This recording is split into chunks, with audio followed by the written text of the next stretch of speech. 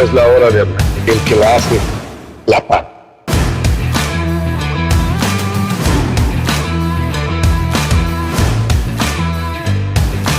Ya es la hora de hablar con Carlos Mata. De nueva cuenta, ya estamos en el programa, ya es la hora de hablar. Mi querida Samantha, ¿cómo estás? Ya es el programa número 3. 3, qué rápido. Un gusto saludarlo, Carlos. Gracias por esta nueva invitación y a todo el auditorio que nos está escuchando otra semana más. Una semana más. El día de hoy vamos a tratar un tema delicado. El día de hoy es un tema que nos lastima a todos como sociedad, que nos está perjudicando a todos, que es un tema que no debería de ser, que es antinatural y que es terrible. Es la violentación por parte de un padre biológico a sus menores hijas. Estamos hablando del asunto de Marcos N. Marcos N. es un empresario mexiquense muy exitoso que contrajo un matrimonio con Magda. Magda, una mujer violentada, una mujer de clase media que al día de hoy ha vivido lo indescriptible. El terror más grande que cualquier madre o padre pudiera vivir. La violentación a su libertad sexual de sus menores. Hay que destacar en este tema, mi querida Samantha, que es un tema en donde el abuso sexual recae para su hija biológica, porque muchas veces vemos este tipo de casos, vemos este tipo de asuntos, y son las nuevas parejas, son gente primos, nueva, el tío, familiares, pero el papá, familiares de una u otra forma satelitales que se incrustan en la vida de los menores, los que los violentan. Pero aquí lo que encontramos al día de hoy fue que es su padre biológico el que realizara esta actividad. ¿Cómo ves esto? ¿Qué te causa este tipo de asuntos? hastío.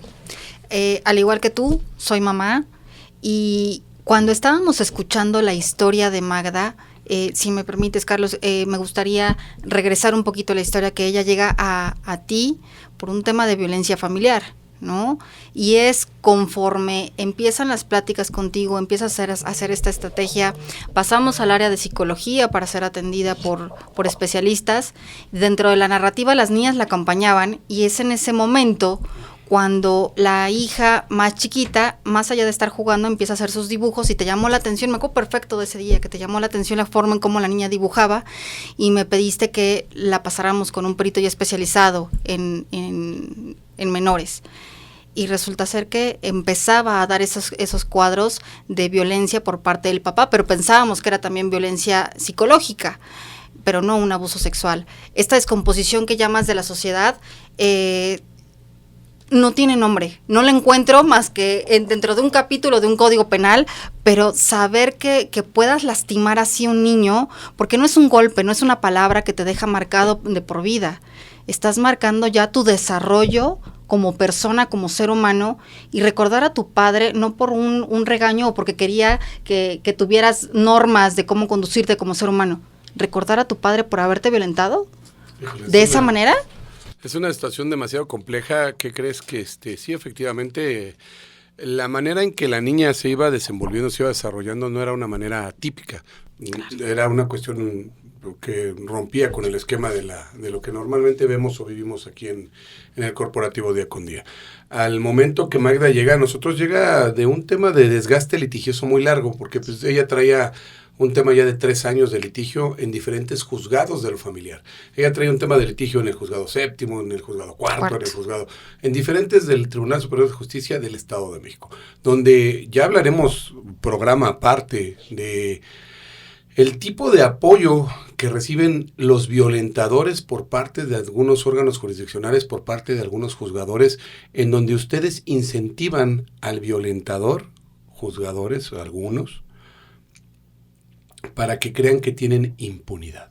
Y esto provocó la violentación a su familia de Magda y a Magda misma. No solamente fue víctima de la violencia sexual su menor hija y su otra hija, sino también ella fue víctima de diferentes niveles y grados de violencia que más tarde en el mismo programa nos lo va a platicar. Ahorita lo importante es que descubramos que muchas de estas personas que tienen este tipo de problemas o este tipo de secuelas pues abusan de una estabilidad financiera, de tener recursos para contratar despachos grandes, que van entorpeciendo y que van dirigiendo para que te tengan como presa a ti, a tu víctima, que te tengan como presa a su disposición y a sus deseos. Eso provocó que él tuviera unas conveniencias muy raras. No sé si recuerdas el convenio que tenían, que emanaba del juzgado séptimo de lo familiar. ¿Cómo estaba estructurado? O sea, eran unas convivencias bien raras. Que tenían que incluso que sacar a las niñas del colegio para que pudieran convivir con el papá en instalaciones del DIF, para que tuvieran este enlace papá e hijos, porque las dos niñas tenían cierto recelo con el papá desde el divorcio, sí, que era lo que pensábamos, quizá era el daño que ellas traían, la tristeza de este quiebre estructural de familia, pero no, se fue descubriendo cómo era el rechazo de la más pequeña con el papá, porque era el violentador. Era Lo que pasa es que eran las terapias de revinculación que él mismo solicitara ante el juzgado, que el juzgado lo concediera. Imagínate, ya te violentaron, ya te abusaron, ya te hicieron lo inenarrable, porque insisto, no hay manera de que pudiéramos narrarles lo que ha vivido una menor de 4 años. No hay manera de contarlo sin que sea algo grotesco, sin que sea algo ruin, sin que sea algo bajo. Y que de todos modos tu juez, aquel que está para tutelar la ley, que está para tutelar los principios rectores del derecho y el haber o el buen haber en materia familiar, te quiera todavía revincular con la persona que te violentó. Híjole, está tremendo. Es algo que para mí fue inenarrable. No le encontramos el concepto. Regresamos al momento en que la niña empieza a hacer sus videos, sus dibujos, y la filman porque es dentro del protocolo que también la propia fiscalía te exige para poder tener el vínculo a proceso. La niña, lo tengo tan grabado, el cómo la niña le platicaba a sus muñecas. ¿Así son todos los papás? ¿Así los papás te lastiman? Recuerdo tu cara cuando estabas viendo eso en las pantallas y seguían los segundos y cuando la niña dice, ya no, papá, ya no. Volteamos todos a verte y sí fue abusada. Esperamos que ahorita es un cierre de investigación de 30 días, me parece. 45 días. Es un cierre de investigación de 45 días, estamos ya a nada de que se dé el mismo y pues bueno, aportando ahorita durante este periodo de investigación judicializado. Es importante que sepan que todos los asuntos que nos llegan a la fundación como tal, los vamos canalizando a través de las áreas de psicología, las áreas de desarrollo. Tú buscas apoyo con nosotros lo que hacemos es que el colectivo de Artemisas, que es este colectivo de mujeres violentadas. Artemisas Baidelos es un colectivo que preside mi esposa, Zulma Zagal, es un colectivo en el cual hemos vinculado a diferentes personas que han tenido diferentes episodios de diferentes niveles, de diferentes grados de violencia, y las hemos vinculado a todas, ¿no? Lo que hemos hecho es de que hacer este círculo virtuoso en donde todas se ayuden, todas se cuiden y todas participen. Al día de hoy, incluso ya tenemos una persona que fue violentada, que ese tema llegó el día de antier, ¿no? Me parece. Es correcto. El día miércoles de esta semana llegó la fundación se hizo el análisis, se hizo la canalización, se canalizó para el colectivo de Artemisas. En Artemisas al día de hoy ya la segregaron del núcleo generador de violencia, ya se le consiguió un lugar donde vivir y estamos desarrollando ahorita un albergue.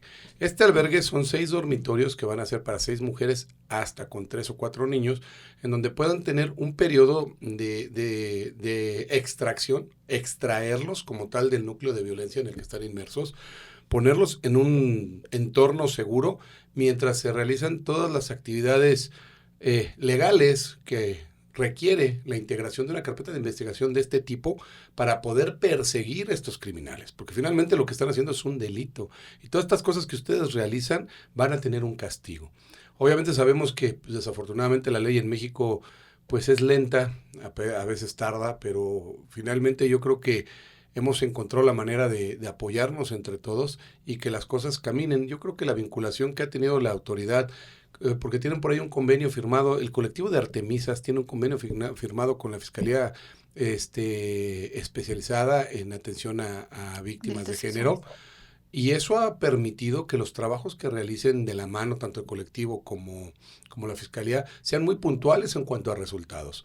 Yo me he percatado de que los resultados son contundentes, son buenos, son viables y son alentadores, porque pues, estamos en una sociedad que la descomposición social está llegando a unos niveles estratosféricos, en donde encuentras que, ¿cómo te explicas que una persona que en teoría tiene una educación muy elevada, en teoría tiene una situación económica estable, en teoría era una persona que se había casado, que había formado una familia, y en teoría procuraba y cuidaba a su familia? A través de una supuesta falta de entendimiento se genera un divorcio, posterior a esto vienen actos de violencia, actos de sometimiento, y derivó y detonó en actos de violencia de tipo sexual en contra de dos menores.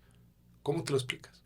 Normalmente vemos que es una cuestión cultural. Dices, bueno, en los estratos más bajos de Catepec, de Nesa, de Iztapaluca, de Iztapalapa, pues la cultura. ¿Y aquí qué fue? Si hay cultura, si hay educación, si hay economía, ¿qué fue? ¿A qué se lo atribuyes? No sé, no quiero ni pensar porque no tiene un concepto. Si me dices, ¿cómo le llamaríamos a este programa?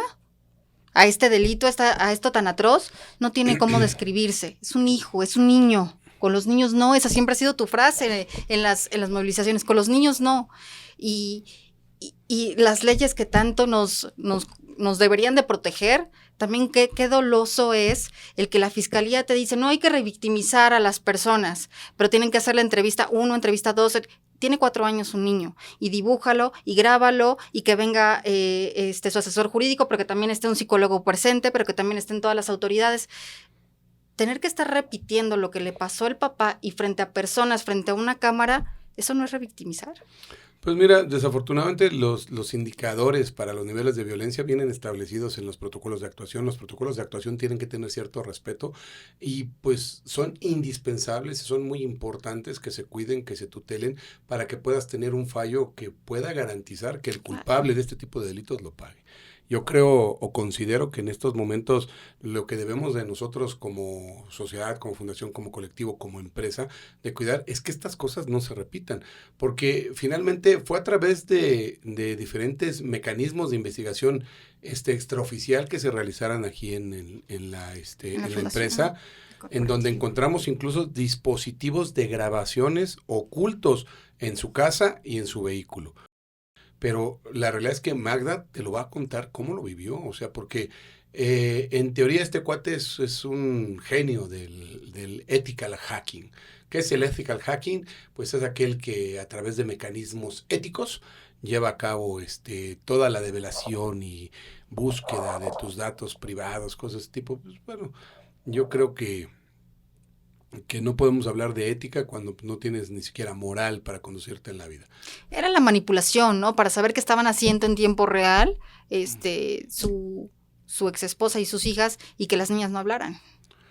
Pues mira, son mecánicas muy raras, pero ya no lo va a contar ahorita Magda. Ya ahorita en la segunda etapa de la grabación va a ser una segunda etapa en donde pues Magda nos va a platicar de viva voz qué es lo que está pasando, cómo lo vivió y hacia dónde iba dirigido todo esto. El programa más doloroso que hemos hecho.